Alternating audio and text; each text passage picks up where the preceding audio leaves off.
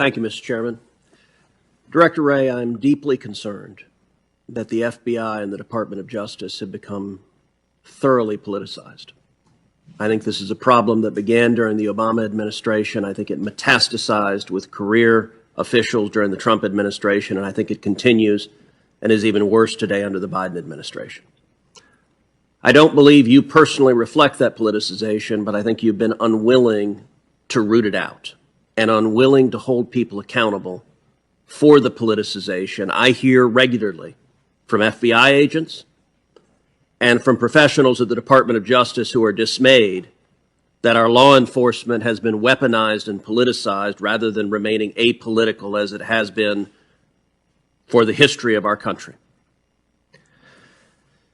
Yesterday, it was reported that Project Veritas had obtained a copy of an FBI training material which listed various symbols and themes which, in the FBI's estimation, were indicative of, quote, militia violent extremism.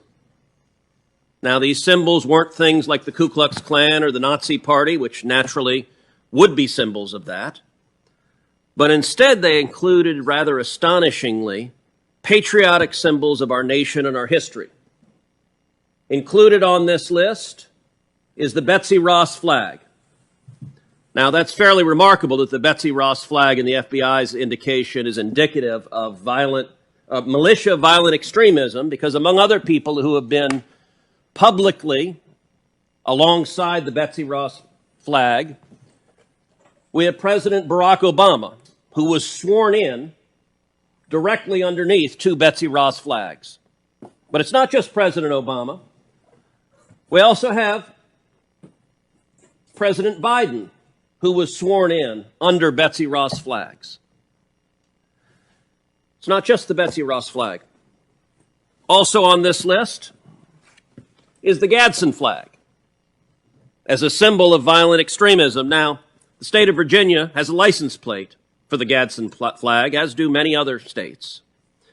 I think people would be astonished to find that having that license plate, the FBI indicates that you're a violent extremist. Also included on this is a text that I was particularly struck, is the Gonzales battle flag. Come and take it. As indicative of being a violent extremist militia. Well, I will self-report right now that every day in the Senate I wear my boots that have the Gonzales battle flag on the back of them. Director Wray, what are y'all doing? This makes no sense. Do you agree with this FBI guidance that the Betsy Ross flag and the Gadsen flag and the Gonzales battle flag are signs of militia violent extremism?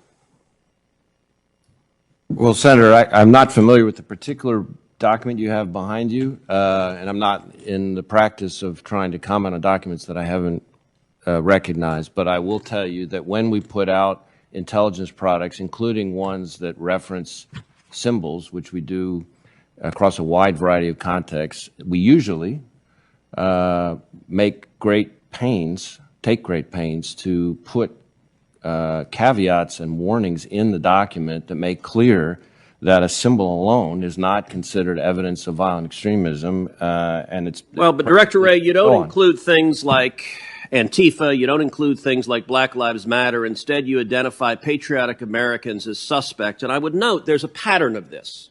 Mr. Chairman, Director Wray, I sent you a letter last week about the FBI's decision to try to obtain sensitive personal information related to concealed carry permits in the state of Missouri. I've got the letter right here. Have you read this? I have had a chance to glance at it, yes. Good. So let's talk a little bit about it. Why is the FBI attempting to audit concealed carry permit records in the state of Missouri? So I guess the first thing I would say is we will get you a longer, more detailed and specific response to your letter. I am generally familiar with the kind of audits that we're talking about, so I can give you a little information now, but we will follow up with you in writing to give you a more fulsome answer to your letter. The kinds of audits that we're talking about are routine audits that are conducted by our CJIS division, which also encompasses NICS, among other things.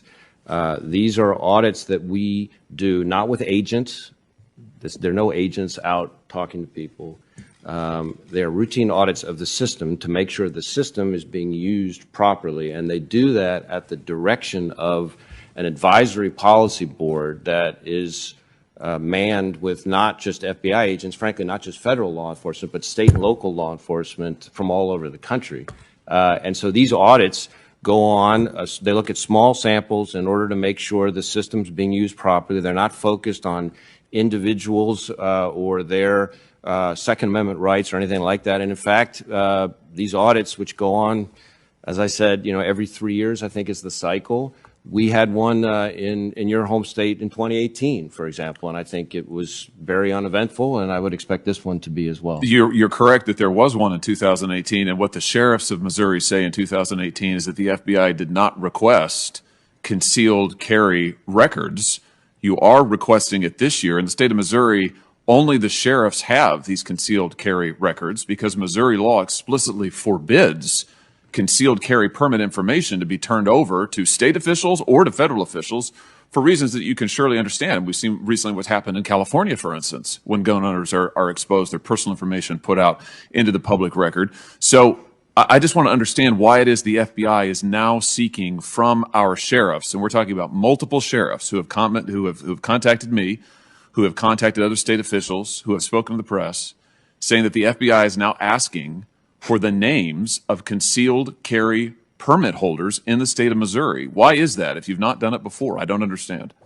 Well, again, I'm going to have to look deeper into to give you a more fulsome answer to your question. My understanding, my limited understanding, as we sit here right now, not having a chance to drill into it more deeply, but is that that under Missouri state law, checks for concealed carry permits are run using one of those systems that CJIS administers. So in order to be able to determine that the system is being used properly, consistent with the audit, consistent with the direction of the advisory policy board, I think that may explain the answer. But So, again, okay.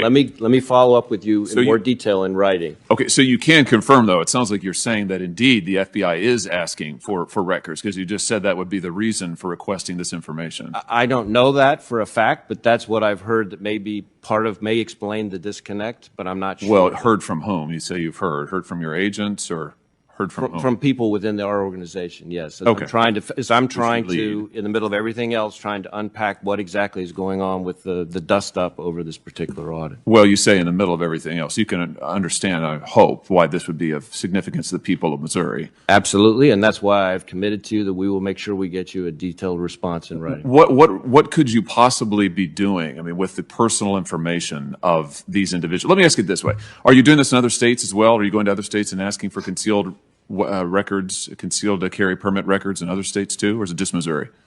I know we are doing audits, these routine audits in some other states, but I don't know. I think it's a function of different state laws as to what exactly is within scope in terms of the use of the system. Why are you asking for it now from the state of Missouri or from our sheriffs when you didn't ask for it in the past?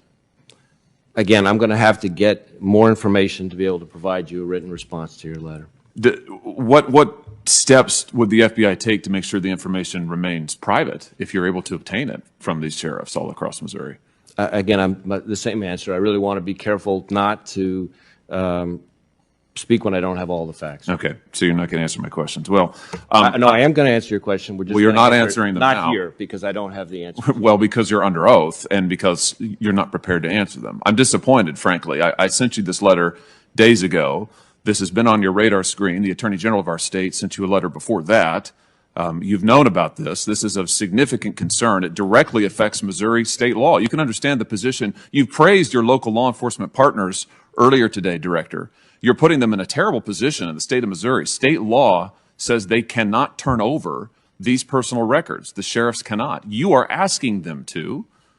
Apparently, in an unprecedented fashion, they've not been asked this before. I want to know what in the world you're doing with this. And frankly, I don't like the fact that the FBI is snooping around the concealed carry permit records of Missourians. I don't like it at all. I don't know what you want to do with it. I don't know what you're going to do with the information.